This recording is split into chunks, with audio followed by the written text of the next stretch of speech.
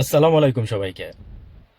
যে থ্রেডটা দিল, হ্যাঁ, নানক সাহেব সালাউদ্দিন সাহেব রে, বলতেছে আপনি হাসিনারে চেনেন না, আপনি হাসিনাকে চেনেন না, আপনারা হাসিনাকে চিনতে হবে, আপনার হাসিনাকে চিনতে হবে, ঠিক এইভাবেই বলতেছে নানক সাহেব, বুঝছেন? তো আমার কথা হচ্ছে কি জানেন, যে সালাউদ্দিন সাহেব মানে কোথায় যে আপনার ধরা খায়া আছেন আপনি, আমি জানি না। আপনার ওই যে ভারত থেকে একজন বলছে না, যে আপনি ওই যে শিলং এর রয়ের মানে প্রধানের পা ধরে বসেছিলেন, এরকম একটা ছবিও ভাইরাল হয়েছে। তা আমি বলছিলাম যে দেখেন সালাউদ্দিন সাহেব, যদি এরকম কিছু হয়েও থাকে আপনি বাংলাদেশের মানুষের ওপেনলি বলে দেন। হ্যাঁ, বলে দিলে যে স্বীকার করলে, দেখেন আওয়ামী লীগের স্বীকার করা, এই যে আওয়ামী লীগ যে এতজন মানুষ মারছে, মানে আওয়ামী লীগ বলতে আই মিন যার হুকুমে আজকে দেখেন এই যে বিদ্যুৎ নাই, তারেক রহমানের গালি দিচ্ছে, মানে বিদ্যুৎ নাই। এই যে 2004-05 সালের দিকে হাসিনা বলছে যে খালেদা জিয়া বিদ্যুৎ খায়া ফেলাইছে সবকিছু।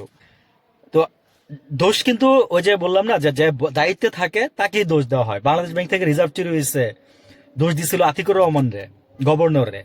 তো উনি কিন্তু চুরি করে নাই। আপনি যদি খাবার টেবিলে যদি আপনি যে খাবার নিয়ে আসে ওয়েটার, আপনি ওয়েটার খাবার নিয়ে আসলে আপনি ওয়েটারের ইচ্ছা মতো গালি দেন, যদি খারাপ খারাপ হয় একটুখানি। কিন্তু খারাপ রান্না করে কিন্তু শেফ, আপনি কিন্তু শেফরে পান না।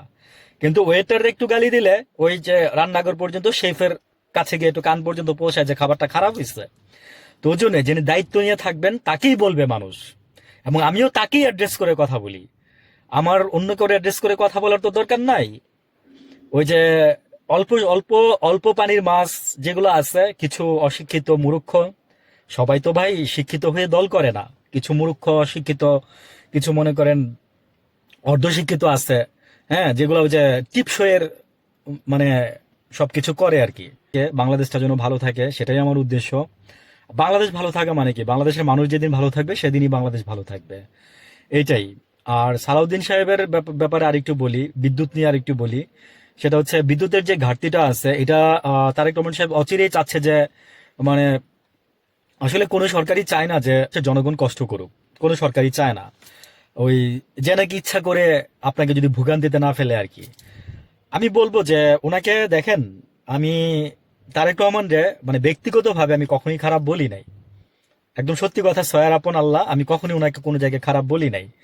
ওনাকে খারাপ কখনো বলিও না, বিকজ ওনার মাইন্ডের মধ্যে খারাপ চিন্তা নাই। ওনার ওই যে দুজন বন্ধু, ওই যে গিয়াসুদ্দিন আল মামুন ছিল একবার, আর এবারও আরেকজন বন্ধু আছে ওনার। তা আমি আপনার একটা কথা বলি, যে বন্ধুই কিন্তু ভাই মানুষটা ডোবায়।